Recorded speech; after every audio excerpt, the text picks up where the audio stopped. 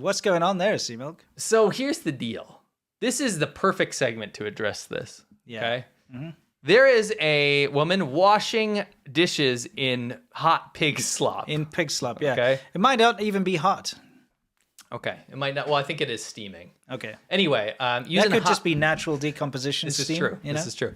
Hot pig slop being used to wash dishes. Now, the silly thing about this is that this was just one of those shocking clips that goes around in China and people make fun of it. And they're that's ridiculous. But some people took this clip in the, I don't know what you want to say, like the critical of China sphere. Yeah. And we're saying like, wow, it's gotten so bad that they're literally don't have water to wash their dishes. They're washing in pig slop. Yeah, people were saying, the CCP recommended that you do this to sanitize your dishes or something, but that's all nonsense. Like, bro, that's not true. You stupid idiot. Yeah, It's exactly. a joke. It's a joke. It's gross. It's made as a joke, and the comments are a joke. There is no recommendation from the CCP that you should wash your dishes in pig slop. No. Anyway, I translated some of the stuff so you guys can actually read it. Yeah. These people obviously don't bother to learn what these things are about. Yeah, it's still gross. But yeah, look here. It says, I'm going to have to pull this up. Both of these pictures are Woman absolutely... uses pig food to wash dishes, sparks controversy. Yeah. Says, this is what the older generation used when there is no dish soap. It's a joke. It's literally a shock joke, right? So people would be like, that's disgusting. And the comments down here says, city people can't stand it, but we rural people think this is normal. So it's sarcasm, right? Yeah. The second comment's my favorite. This dude, he says, forget it. My mother asked me to cook pig food when I was a kid. It means like pig slop. Yeah. The more you cook, the more delicious it becomes. I couldn't help but serve myself a big bowl. Yep. It's just a shocking, funny video. And yet somehow these people are like, the CCP's recommending. Well, I'll tell you why people believe in this stuff is because if you think about, let me go back one second. If you think about traditional Chinese medicine. Yeah. Very often people just make stuff up. You know they do. Or they hear something and then they misinterpret it or something. And then they just treat it as fact. They'll be like, if you sleep under the moon with a leaf in your ear, on a Wednesday night, it can cure some disease. Yeah. And they believe it. And that's why people are parodying that. Yeah, exactly. Yeah. And so, that's why if someone were to say this because it says like old people say that this is a good way to disinfect your dishes. You could believe that some people in China would believe that because of all the TCM nonsense that goes around. That's the meme. Yeah. That's why this is a meme. Because it's making fun of like, how ridiculous can these old wives' tales get? Yes. That's what this is. Yeah.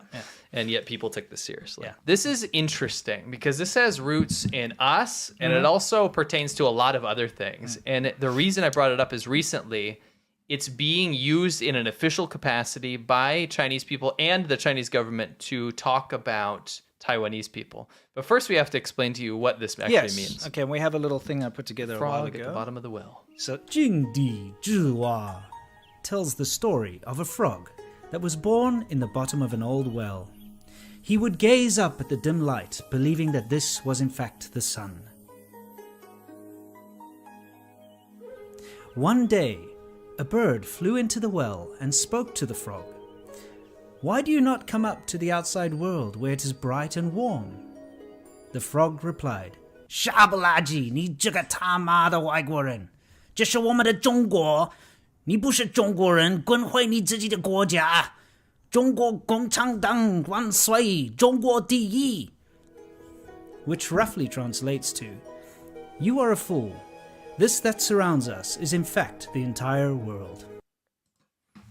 So, what this actually is a Chinese proverb. It's an old, it's very Chinese old, proverb, ancient story, thousands of years old, and it's kind of think about Aesop's fables. It's something like that. There's a frog at the bottom of the well, and he thinks that when he looks up and sees light, that's the sun. So to him, the whole world is just this well. Yes. Right? Which is it's symbology to say that you are closed-minded. Yes. And you do not have perspective on what's you can't happening see in the greater outside world. of your bubble, basically. You only, you got a very limited worldview. So we were being called by Chinese government employees / Wumao, the frogs at the bottom of the well, which was just hilarious irony. Yeah. Because we were reporting on things that they're not allowed to even talk about. Yes. Right? And they were calling us this because it's like, well, they left China, so now they're frogs at the bottom of the well. They can't understand anything anymore, right? Also, Chinese government started using this to make fun of Taiwan and Chinese people in general. Like, for example, you can see Hua Chunying, which is a Chinese government spokeswoman, right? She says, there's a picture of a frog in a well, and it says G7 equals world. So making fun of the idea that if you believe that the G7 is significant on the world stage or represents the world, then you're missing the greater picture, right? Now, this became a derogatory term, like I said, for Taiwanese people. Yeah. So Chinese people and Chinese government officials using these memes to make fun of Taiwanese people.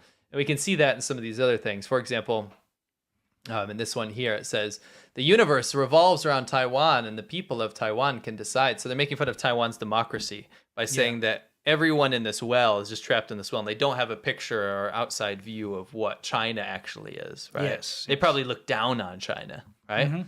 Now, this has some actually the amazing fact that Taiwan origins. people even have the audacity to be able to decide their own fate is, kind of, that's what this is all about. Yeah.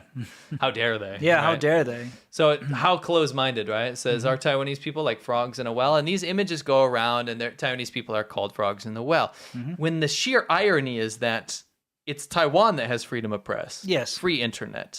It's open to the entire world. They can communicate with the world, whereas China has the Great Firewall of China. Thus, this segment Beyond the Great Firewall. Yeah. Chinese people don't get to see the outside world because everything's blocked on the internet. If ever there was a frog in the well, it would be China. It would be China, right? Now, this has interesting origins. Okay. If you look at this picture of tea eggs, these are not pea eggs. Pause it there. Yeah, these are not, where are they?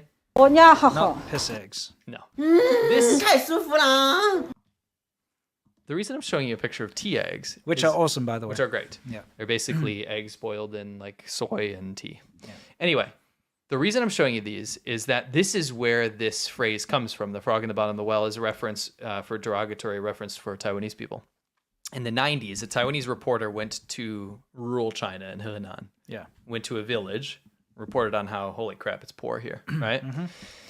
I guess one of the people in the village said, we're too poor here to even eat tea eggs. And the reason they say that is because tea eggs are very cheap. Yeah, right? It's a very cheap thing to buy on the side of the road. Yeah. So when he went there, he reported on that. And this is a delicious piece of irony because that report was accurate at the time. Probably still accurate today. In many places. In many places, yeah. However, what happened was the Chinese government state media report took the image of the Taiwanese reporter saying this. They can't even afford tea eggs here, implying that it's all of China. Yeah. Zoomed it in so that there's no date on it anymore and said, look, this is what Taiwan thinks about our China. They think we're so poor we can't even afford to eat tea eggs. And they did that in modern day. Yeah, in modern days. Times, yeah. And they think they're the frog at the bottom of the well. They have no perspective on how amazing China has become.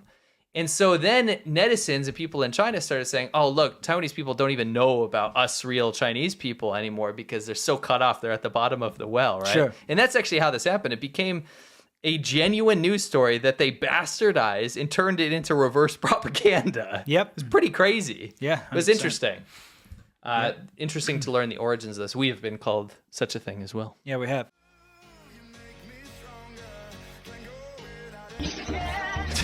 This is hilarious. Give that interior a little spray. Give it a power wash. 1, 2, 3, 4, 5, 6.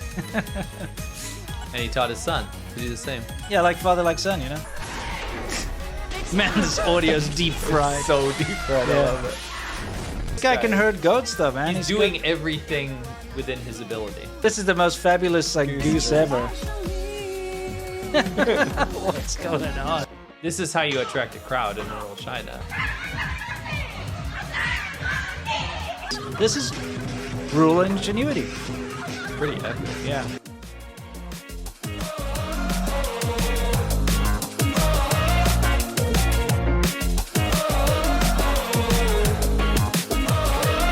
When I close my eyes, I can almost sing it. When I take a breath, you fill up my lungs.